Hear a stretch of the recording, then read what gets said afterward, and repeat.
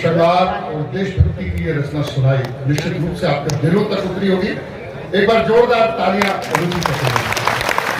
मैं विशेष काम के लिए होता अभी तक जो मंच संचालन कर रहे हैं हमारे पवन आगरी जी, अगर आपको लगा हो कि हाँ इस रथ की लगाम को एक सारथी के रूप में वो बहुत अच्छे से संभाल रहे हैं, तो एक बार जोरदार तालियां पवन आगरी को यहाँ पर बहुत पहले आ जाना चाहिए था।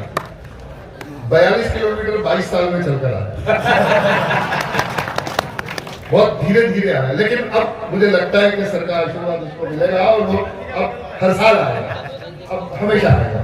वो कह रहे हैं देखो कई बार क्या होता है, शुभमन गिल को बुलाया जाता है किसी और की जगह, और फिर शुभमन गिल जो है वो सेंचुरी मारना शुरू कर देता है, तो ये शुभमन गिल है आज के मैच का।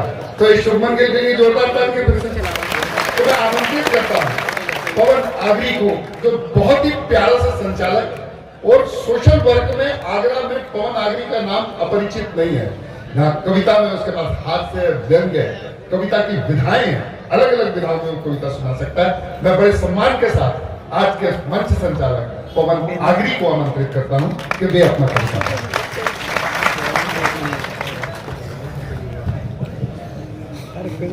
मां शारदे को प्रणाम करता हूँ, आप सबकी पावन उपस्थिति को नमन करता हूँ।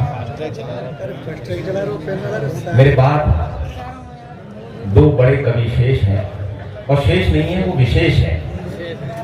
मैं बीच में हूं, मैं अविशेष हूं।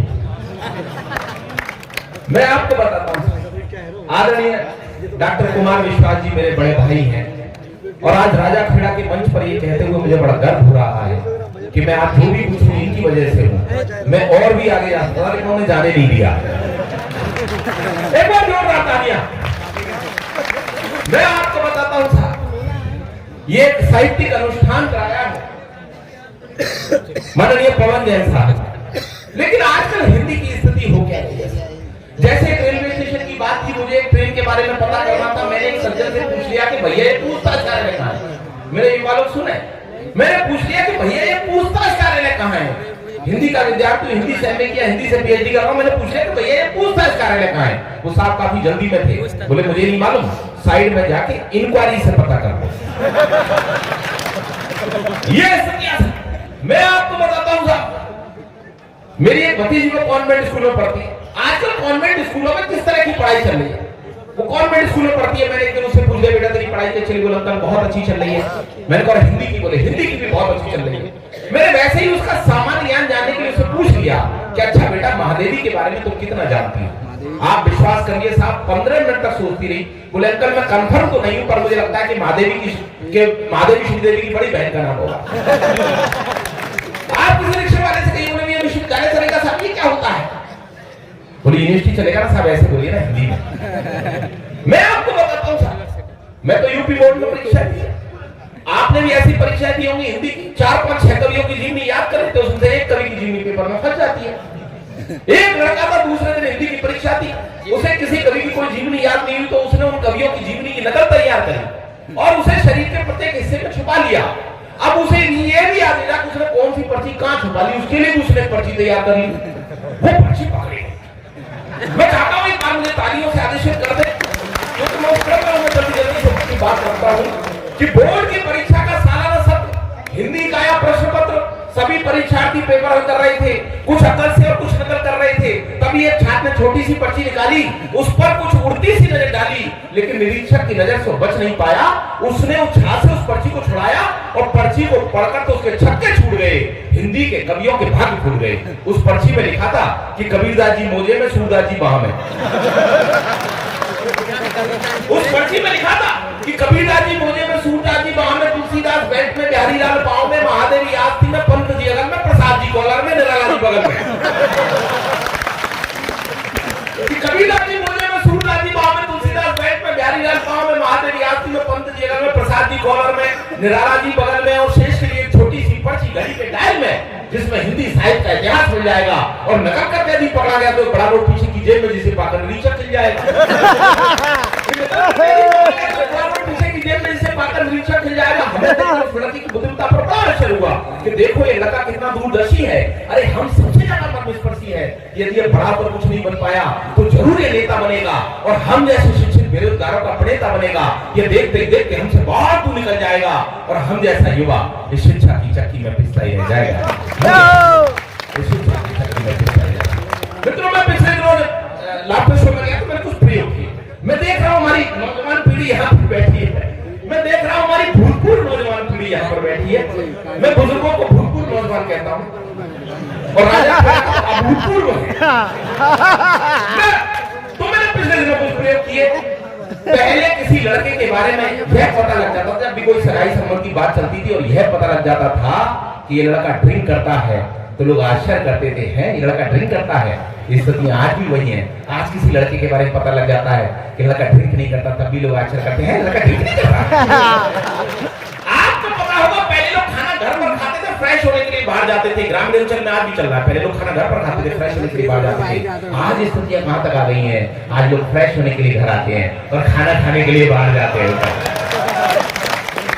आपको पता होगा पहले लोग कागज से काम चलाया करते थे, आज भी लोग कागज से काम चला रहे हैं। पहले लोग कागज से कैसे काम चलाया करते थे, जितने पुराने लोग जानते हैं। पहले लोग कहां से कमाते थे, कहां से खाते थे, गाय से गहने बनवाते थे, गाय से घर बनाते थे।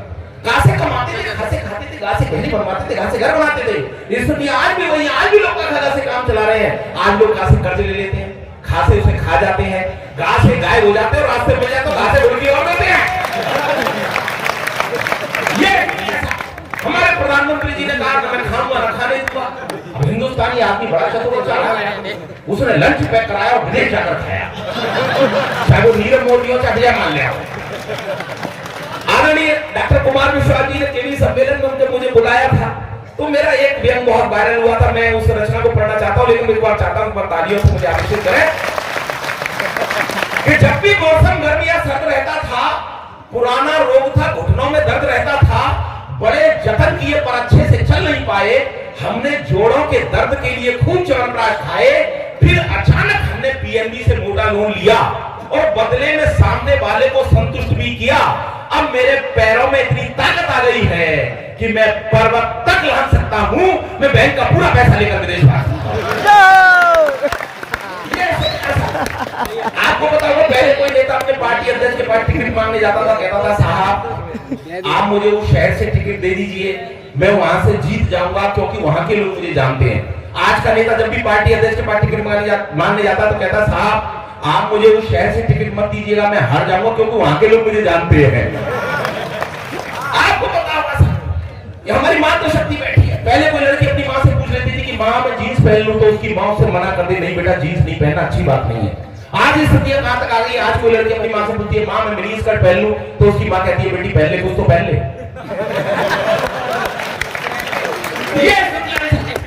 एक मैं व्यंग पढ़ता हूं कि भारतीय नारी का जो पश्चिमी सभ्यता के प्रभाव में जो स्वरूप हो गया उसको मैं रेखांकित करता हूं और उसके बाद मैं देश के उस शीर्षक लोकप्रिय कवि को मैं आमंत्रित करूंगा। लेकिन एक बार मुझे तालियों के साथ आदेशित कर रहे हैं कि एक दिन मैं ख्यालों में डूबा हुआ सड़क पर चला जा रहा था तो मैंने देखा कि 5 वर्षीय बच्चा रोता चला रहा था। मैंने उसे प्यार से अपने पास बुलाया, पहला फुसला के बड़ी मुश्किल से चुप करवाया, रोने का कारण पूछा तो उसने बतलाया कि मैं अपनी माँ से बिछुड़ गया और रास्ता भटक गया हूं। मैंने कहा बेटे तुम अपनी माँ का हाथ पकड़कर चलते तो न तो तुम बिछुड़ते नहीं कार भटकते। वो बोला मेरी माँ के दोनों हाथों में शॉपिंग का सामान था।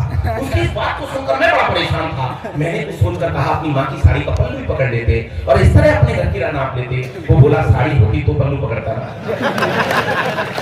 वो बोला साड़ी होती तो पल्लू पकड़ता ना, लेकिन मेरी माँ तो स्कर्ट पहने थी।